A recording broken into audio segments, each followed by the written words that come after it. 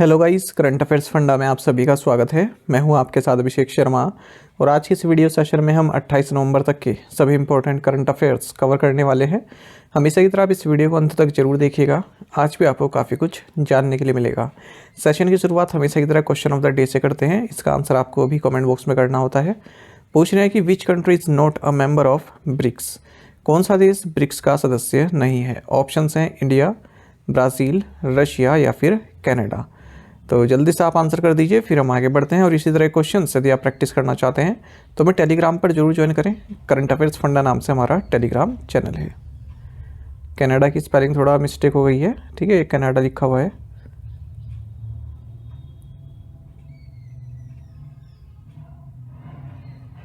Who has been recommended for the post of Managing Director of Indian Bank by the Financial Services Institutions Bureau FSIB?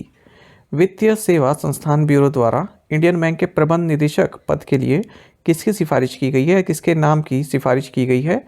Options आपके सामने हैं। सही answer option सी है, विनोद कुमार।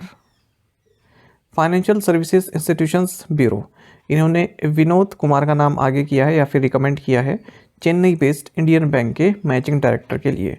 अब जो union cabinet है उसके द्वारा इसको मंजूरी दी जाएगी। जो मिस्टर कुमार हैं ये एग्जीक्यूटिव डायरेक्टर हैं पंजाब नेशनल बैंक के फ़िलहाल, और अगर इनकी अपॉइंटमेंट जो है मंजूर हो जाती है तो ये इंडियन बैंक के जो फ़िलहाल एमडी हैं एसएल जैन, इन्हें सक्सीड करेंगे क्योंकि एसएल जैन अब रिटायर हो रहे हैं। एफएसआईबी यानी कि फाइनेंशियल सर्विसेज इंस्टीट्यूशंस ब्यूरो, इसके हेड हैं Bhanu Pratap Sharma. Who was the world's oldest man who recently passed away at the age of 112? विश्व के सबसे बुजुर्ग व्यक्ति कौन थे जिनका हाल ही में 112 वर्ष की आयु में निधन हो गया? ऑप्शंस आपके सामने हैं और सही आंसर ऑप्शन सी है, जॉन टेनिसवुड। वर्ल्ड के ओल्डेस्ट मैन जो कि ब्रिटेन से आते हैं, लिखा है ना ब्रिटन, यानी कि जो ब्रिटेन के पीपल होते हैं उन्हें बोलते हैं। तो इनका नाम है जॉन टेनिसवुड। इनका हाल ही में निधन हो गया 112 की एज में, नॉर्थ वेस्ट इंग्लैंड साउथपोर्ट में। इनका जो जन्म है वो लिवरपूल में हुआ था 26 अगस्त 1912 को। ये वर्ल्ड के ओल्डेस्ट मैन बने थे अप्रैल 2023 में। इनसे पहले वेनेजुएला के जुआन विसेंटे पेरेस थे, 114 साल के थे जब उनकी डेथ हुई। उसके बाद मिस्टर जॉन वर्ल्ड के ओल्डेस्ट मैन बने। अच्छा, आपको ये बता दें जो वर्ल्ड के अब तक के oldest living man on record रहे हैं, ये ज़िरोएमोन किमोरा रहे हैं जापान के, जो कि 116 साल 54 दिन जिए और 2013 में इनकी डेथ हो गई थी।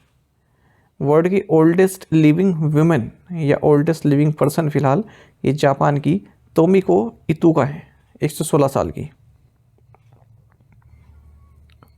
दो ऑब्ituaries और देख लेते हैं। Farmer deputy prime minister of United kingdom John Prescott, इनका भी निधन हो गया है 86 की एज में। वेटरन मलयालम राइटर ओमचेरी एन पिल्लई, इनका भी हाल ही में निधन हो गया है 100 की एज में। Which state was honoured with the best marine state award? किस राज्य को सर्वश्रेष्ठ समुद्री राज्य पुरस्कार से सम्मानित किया गया है? Right answer option A, Kerala.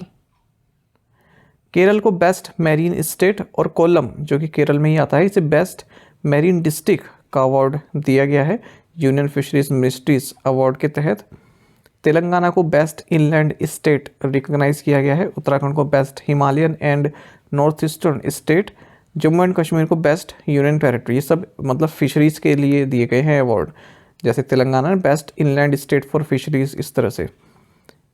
कैंकेर जो कि छत्तीसगढ़ में है, इसे बेस्ट इनलैंड डिस्ट्रिक्ट। दरंग जो कि असम में है, इसे best Himalayan and north eastern district award. Kulgam जो कि जम्मू कश्मीर में, इसे best district in a union territory award दिए गए हैं यदि हम फिशरीज़ की बात करें। Where was the diamond jubilee of Hindi Diwas recently organised?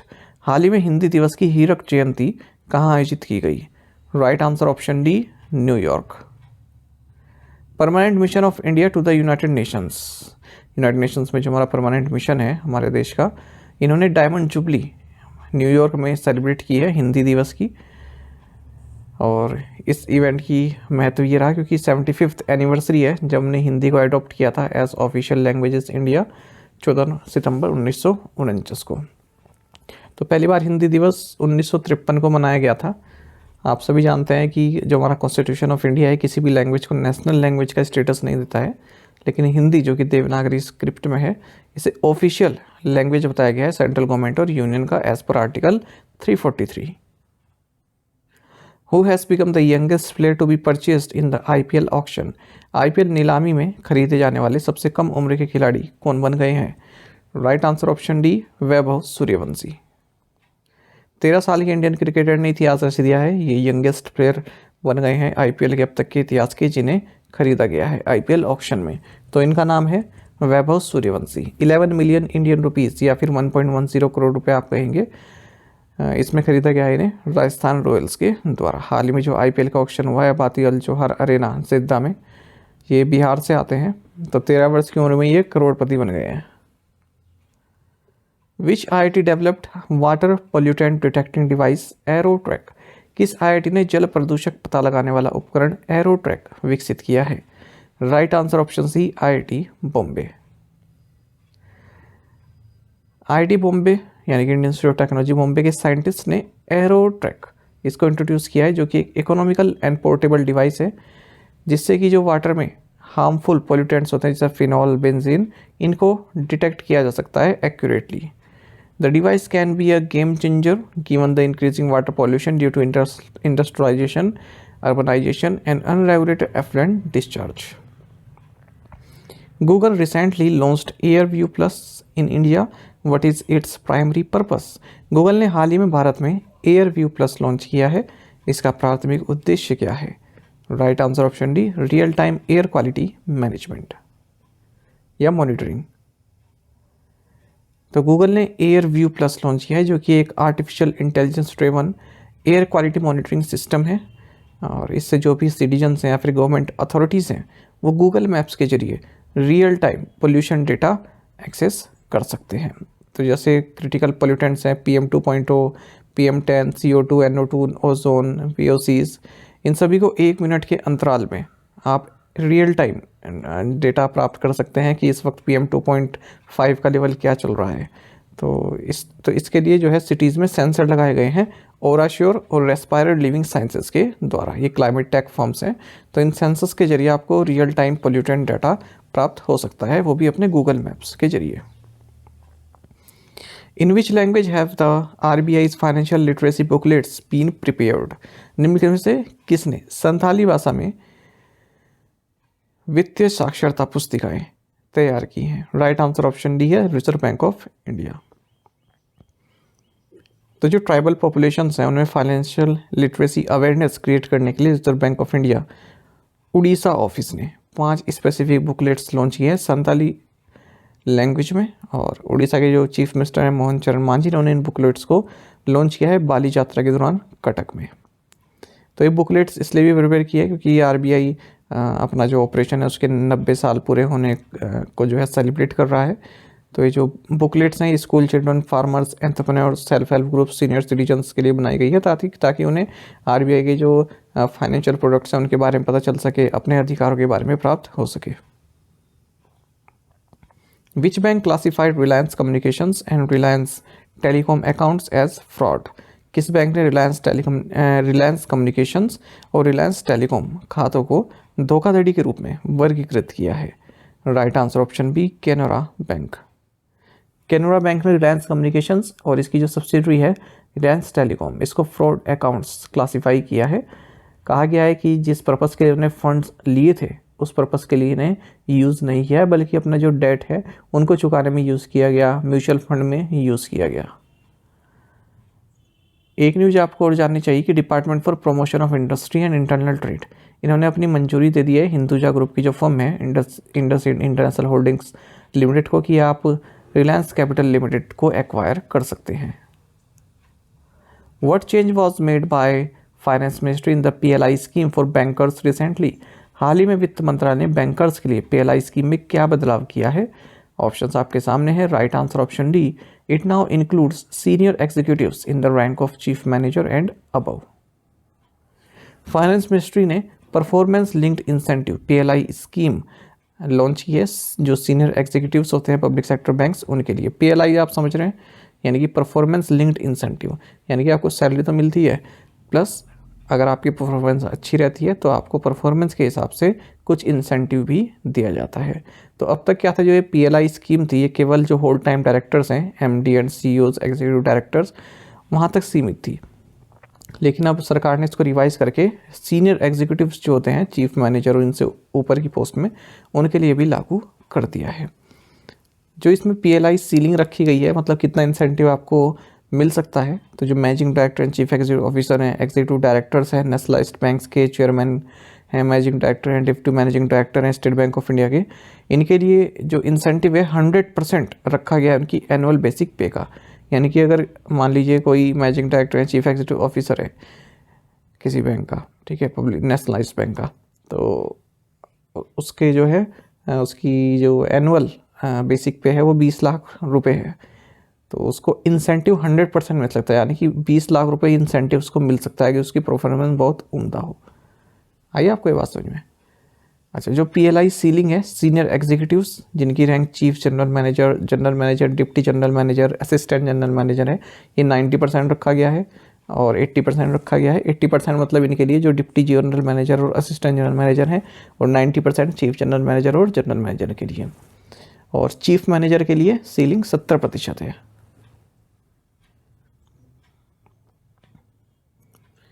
अच्छा, कोई भी बैंक इस PLI स्कीम को ऑपरेट करने के लिए एलिजिबल तभी हो सकता है जब वो 4 कंडीशन में से 3 को पूरा कर ले, जिनमें कि कुछ कंडीशन इस तरह से भी हैं कि जो पॉजिटिव होना चाहिए उनका रिटर्न ऑन एसेट, और नेट नॉन परफॉर्मिंग एसेट यानी कि NPA ये 1.5% से ज़्यादा नहीं होना चाहिए। और अगर NPA 1.5% से ज़्यादा है, then reduction of 25 basis points और more in opening net NPA of the financial year. आपको जानना चाहिए स्टेट बैंक ऑफ इंडिया ने हाल ही में 10,000 करोड़ रुपये रेज किए हैं कूपन रेट 7.23% के रेट से अपने 7th इंफ्रास्ट्रक्चर बॉन्ड इशू को जारी करके। इसका टेन्योर 15 ईयर्स का है।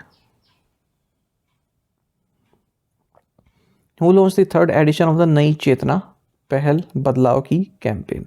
नई चेतना पहल बदलाव की अभियान का 3रा संस्करण किसने लॉन्च किया है? Right answer option D, Shivraj Singh Chauhan.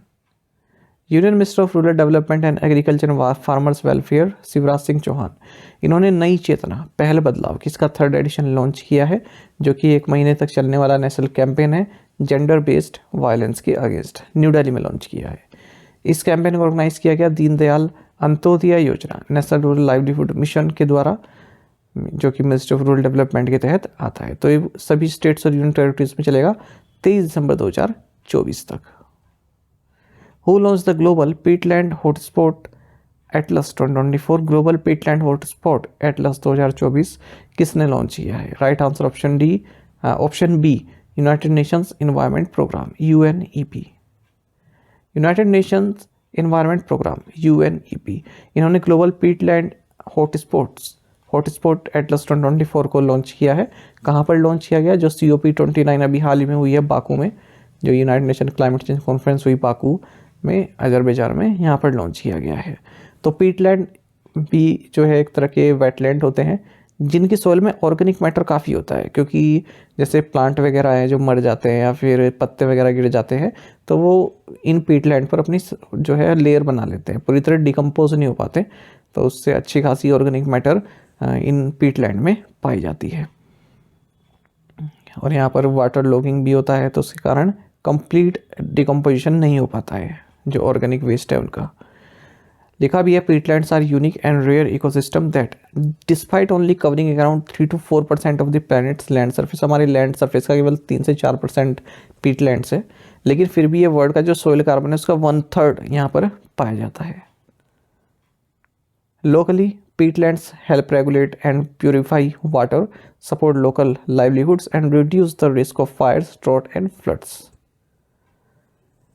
United Nations industrial development organisation UNIDO जिसे बोलते हैं, और क्लाइमेट क्लब ने मिलकर global match making platform launch किया है इंडस्ट्रियल डिकार्बनाइजेशन के लिए। कहाँ? जो COP29 हुआ है बाकू में, इसी जगह पर।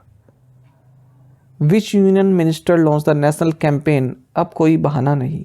किस केंद्रीय मंत्री ने राष्ट्रीय अभियान अब कोई बहाना नहीं लॉन्च किया? Right answer option B, Annapurna Devi. Union minister for women and child development Annapurna Devi, इन्होंने अब कोई बहाना नहीं, जो कि एक नेशनल कैंपेन है जिसमें सिटीजन्स, गवर्नमेंट बॉडीज़ और स्टेक होल्डर्स को अवेयर किया जा रहा है, उनसे अर्ज किया जा रहा है कि आप कंक्रीट एक्शन लीजिए जेंडर बेस्ड वायलेंस को इरेडिकेट करने के लिए।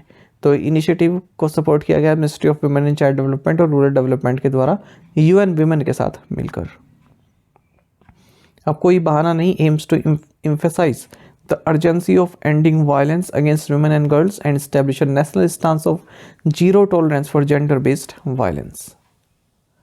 Which of the following recently launched the One Day One Genome Initiative?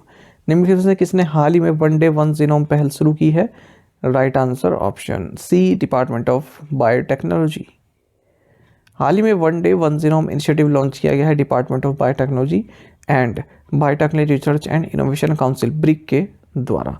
तो जो ये ब्रिक है इसकी फर्स्ट फाउंडेशन डे था हाल ही में national institute of immunology new Delhi में मनाया गया, इसी जगह इनिशिएटिव लॉन्च किया गया। जीनोम का मतलब समझते हैं, मतलब जीन की कंप्लीट इन्फॉर्मेशन जहाँ रहती है, डीएनए की कंप्लीट इन्फॉर्मेशन रहती है, जैसे हमारे जो 23 पेयर्स ऑफ क्रोमोसोम्स हैं उनकी इन्फॉर्मेशन रहती है। लिखा भी है, it aims to publicly release a fully annotated bacterial genome from India along with a detailed summary, infographics and genome data. Who won the men's singles title at the China Masters? China Masters में पुरुष एकला खिताब किसने जीता? Right answer option C, Jonathan Christie.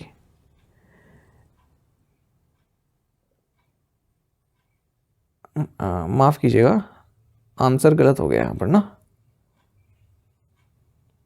Answer इसका D है, Anders Antonsen. ठीक है, एंडर्स एंटोनसेन। तो एंडर्स एंटोनसेन जो कि डेनमार्क के हैं, इन्होंने जोनाथन क्रिस्टी को हराया है और ये फर्स्ट डेन मतलब डेनमार्क के यानी कि डेनिश बन गए हैं जिन्होंने सिंगल्स टाइटल जीता है चाइना मास्टर्स। मैं इसको पीडीएफ में सही कर दूंगा, माफ़ कीजिएगा, आंसर इसका डी होगा। ठीक है, यहाँ पर तो सही लिखा है। तो चाइना मास्टर्स इन्होंने जीता है। विमेन सिंगल जीता है साउथ कोरिया की एनसी यंग ने। जो 2024 का चाइना मास्टर्स रहा है बैडमिंटन टूर्नामेंट रहा शेंजिंग एरेना शेंजन में हुआ है चाइना में। एक और देख लेते हैं इसी तरह का स्पोर्ट्स करंट अफेयर, ये टेनिस से संबंधित है। एन श्रीराम बालाजी और इनके इंडियन पार्टनर ऋत्विक बोलीपल्ली, इन्होंने मेंस डबल्स टाइटल जीत लिया है सीटा डी रिवरेटो 2024 में इटली में। इन्होंने फ्रेंच टेनिस प्लेयर को हराया है, इनकी जोड़ी का नाम देख सकते हैं। Which state in India recently repealed a rule barring individuals with more than 2 children from contesting urban local body elections? Bharat के किस राज्य ने हाल ही में 2 से अधिक बच्चों वाले व्यक्तियों को शहरी स्थानीय निकाय चुनाव लड़ने से रोकने वाले नियम को निरस्त कर दिया है? Right answer option D, Andhra Pradesh. Andhra Pradesh ने हाल ही में 3 दशक पुराना रूल जो था जिसके तहत कहा गया था कि यदि 2 से ज़्यादा बच्चे किसी इंडिविजुअल के होते हैं तो अर्बन लोकल बॉडी इलेक्शन नहीं लड़ सकता, तो इस रूल को रिपील कर दिया है। इसके लिए उन्होंने AP municipal laws amendment bill 2024 को पास किया है असेंबली में, और 1994 में जो लेजिस्लेशन पास किया गया था उसको रिपील कर दिया गया है, जिससे जो ये की पॉपुलेशन कंट्रोल हो जाए, इस तरह का उसका मकसद था। 1994 में जो लाया गया था वो बिल। तो राज्य की जो फर्टिलिटी रेट है काफ़ी ड्रॉप हो चुकी है, 1.6 पहुंच चुकी है, जबकि हमारे देश का जो एवरेज है वो 2.1 है। राजस्थान आपको बता दें पहला राज्य बना था 1992 में जिसने 2 चाइल्ड पॉलिसी पंचायत लेवल पर इंट्रोड्यूस की थी। उसके बाद फिर आंध्र प्रदेश, फिर हरियाणा 1994 में। आंध्र प्रदेश से संबंधित एक और करंट अफेयर जान लीजिए। यहाँ की असेंबली ने गार्बेज कलेक्शन टैक्स को रिपील कर दिया है। टू द पॉइंट क्वेश्चन उनके आंसर देख लेते हैं। Where is Nimoo Bazgo power station located? Ladakh. Where was the 11th ASEAN defence ministers meeting plus summit held? Vietnam, Laos. Bharat stage 4 emission norms were enforced across India in which year? April 2017। Bharat stage 6 emission norms were introduced to replace PS4 norms in which year? April 2020। Who has recently been appointed as the Chief Election Commissioner of Bangladesh? AMM Nasir Uddin. आप में से कई students ने बिल्कुल सही answer किया है। इसी तरह से पार्टिसिपेट करते रहिए। चलिए आज की असाइनमेंट क्वेश्चन देख लेते हैं। Who launched this book why Bharat matters in Dubai UAE? Who is आम आदमी parties first and only winning MLA candidate in J&K as of 2024? Which mutual fund company launched Momentum Fund, an open-ended equity scheme? In which country did the youngest MP Maipi Clark hold a Hakka protest against the treaty principles bill? The highest number of MPs in both the Lok Sabha and Rajya Sabha come from this state followed by Maharashtra. तो इन पांचों question के answer आपको comment box में देने हैं। यदि एक question का आंसर भी आपको आता है तो भी आप हमें कमेंट बॉक्स में अवश्य बताइएगा। ज़्यादा से ज़्यादा संख्या में पार्टिसिपेट करने की आप कोशिश किया कीजिए, ये आपसे रिक्वेस्ट रहती है। विजेता बैच जो कि बैंक के स्पेशल बैच है हमारा कंप्लीट अवेलेबल है करंट अफेयर्स फंडा ऐप पर। इसे आप केवल 399 की कॉस्ट में 1 साल के लिए प्राप्त कर सकते हैं। कंप्लीट बैंकिंग अवेयरनेस में पढ़ाई गई है, साथ ही इंडियन इकोनॉमी की कंसेप्ट पढ़ाए गए हैं और इंश्योरेंस भी इसमें कवर किया गया है। तो 30 वीडियोज़ हैं, 30 PDFs हैं और बैंक्स मेंस एग्जाम में और इंटरव्यू में आपके लिए काफ़ी हेल्पफुल ये रहेगा। हमारी ऐप पर आपको ये बैच मिल जाएगा। यदि daily current affairs PDF, weekly PDF, monthly PDF और हर महीने के banking and economic awareness PDF चाहते हैं तो करंट अफेयर्स फंडा का 1 मेंबरशिप प्लान आप ज्वाइन कर सकते हैं, जिसका लिंक आपको वीडियो के डिस्क्रिप्शन में या फिर फर्स्ट कमेंट में मिल जाएगा। इसमें आपको कैटेगरी वाइज क्विज भी प्रोवाइड करा रहे हैं। तो एक बार अगर आपने हमारे करंट अफेयर्स पढ़ लिए उनके बाद इन क्विज को अटैम्प्ट किया तो यकीन माने आपका करंट अफेयर सेक्शन काफ़ी स्ट्रॉन्ग हो जाए, काफ़ी अच्छा आप स्कोर कर पाएंगे अपने आने वाले एग्जाम में। तो लिंक वीडियो के डिस्क्रिप्शन में या फिर फर्स्ट कमेंट में आपको मिल जाएगा, वहाँ से आप बाय कर सकते हैं। कोर्स से संबंधित कोई भी जानकारी चाहते हैं तो हमारा कस्टमर केयर नंबर है 8448169188। इस पर व्हाट्सएप कर सकते हैं या फिर कॉल करके भी जानकारी प्राप्त कर सकते हैं। साथ ही हमें टेलीग्राम पर जरूर ज्वाइन करें। करंट अफेयर्स फंडा नाम से हमारा टेलीग्राम चैनल है। Thank you guys.